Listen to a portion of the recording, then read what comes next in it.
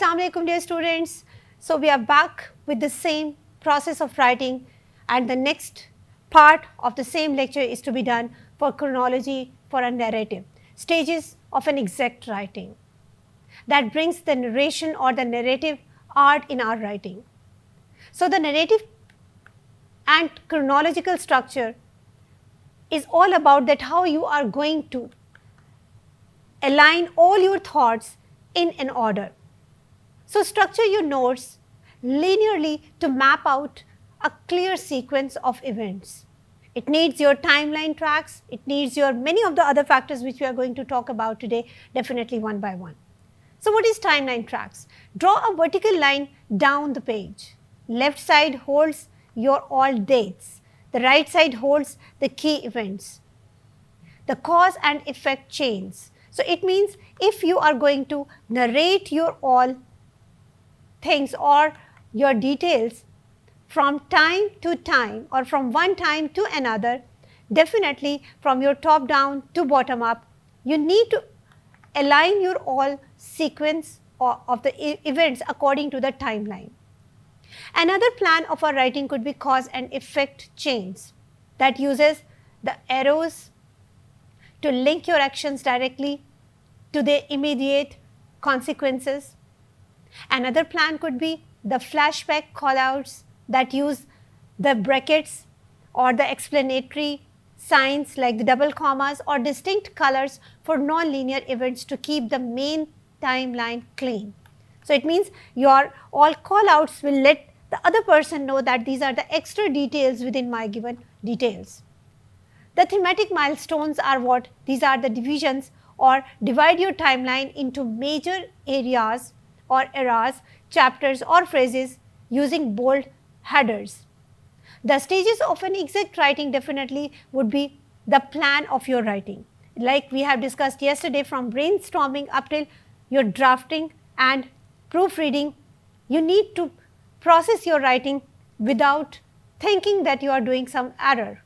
So structure your notes procedurally to track a workflow from start to finish. Number the steps and use a strict line as 1, 2, 3 and 4 points into your writing to indicate your mandatory sequential order, input or output mapping. That means your all first consequence, first evidence brings what consequence as number 2. So write down what is needed before a stage starts and what it must produce before moving on. This is what input and output mapping. What do you need before or what should be needed before and after it. Interactive loops. This is one more plan in your writing that you may use through continuous use of the circular items.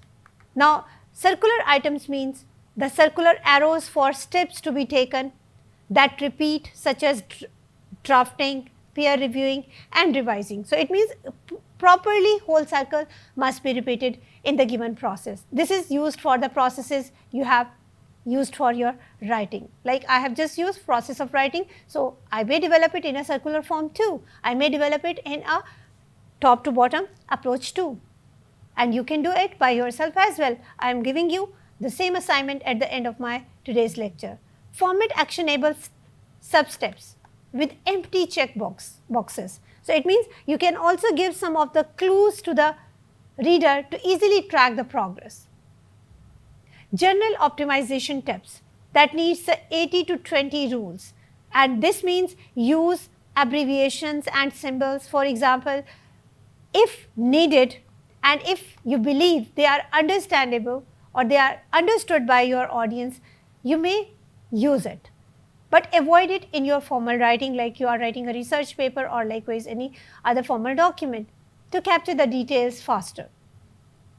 This is for the writing or drafting your main points. We have two methods to plan our writing onto the paper. The first one is the Cornell method. And Cornell method says that leave a 2.5-inch left margin for keywords and the other points to be added after it. So it means if 2.5 centimeter or might be a part of 1/3 of your page that develops your 1/3 of your page is used for the key points, what is left for your right side? Definitely for me it is my right and this is for me for left. So, take it definitely in a alternate way. It does mean that the major part of your page must contain the description of the ideas, and that 1/3 of your page must contain the only main points to remember what you want to write down. If it happens so, what is the significance of this method to be used? That when you are revising, when you are going to do it at some level, when you want to just revise it, this corner method will be helping you out to memorize the things quickly. So, few of the techniques I am using or I am telling you are for your lecture development plan. It can also be used for your presentations of the lectures to be attended. So, if you are using it at the time that you need to find out that what main method is to be applied for note down or for noting down your lecture, the Conant method could have been one of the best choice. Verbatim split page method is also one more choice. That is the same, that divide your page. Idea of chunking, yeah, could also be there as another method of note taking and note making.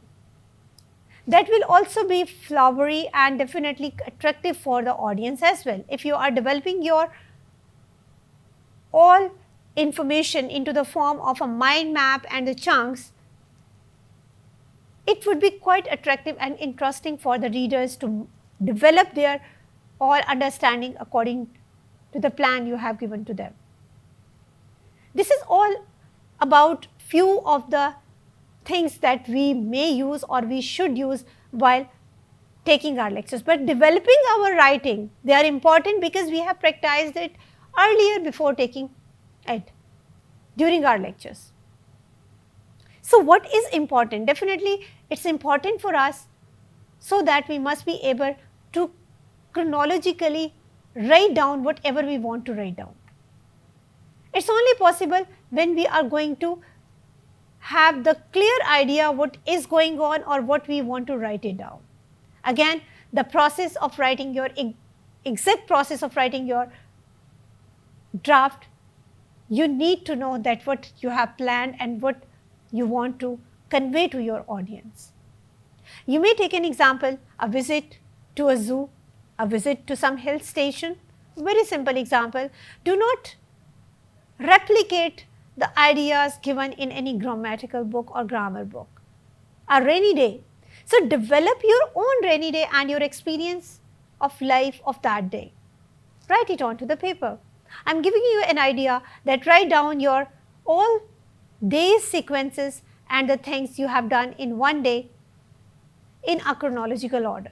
That will develop your heading to brainstorm your ideas, how and what should be there in your mind to write down something onto the paper. So, it is not about that strictly we are going and following what the things should be there to write down a story. A story is developed by us, a story is inside us. You need to create your own by yourself. All the techniques which we discussed yesterday and today, definitely they were all about the techniques we can apply in our creative writing activity. And creative writing activity definitely extends from our story writing, our daily life routine, to the projection of the ideas which are research based or which are academic based articles. Develop it from the simplest to the complex one ideas. This is all about our today's lecture, and I believe that after listening these two lectures, you would be able to write down at least about one event in your life which must be of yourself, which must have been experienced by yourself, and you are going to write it down onto the paper as an assignment or as a quiz, whatever suggested by the teacher in the classroom. So, do it for the reason this is the time to do it. This is the time to nail it. Until and unless you do not start writing, you won't be able to be a creative writer. And the world needs the content creators, the creative writers. That's all about our today's lecture. Hope to see you in our next lecture with some new topic. Till that time, take care. Have a nice day.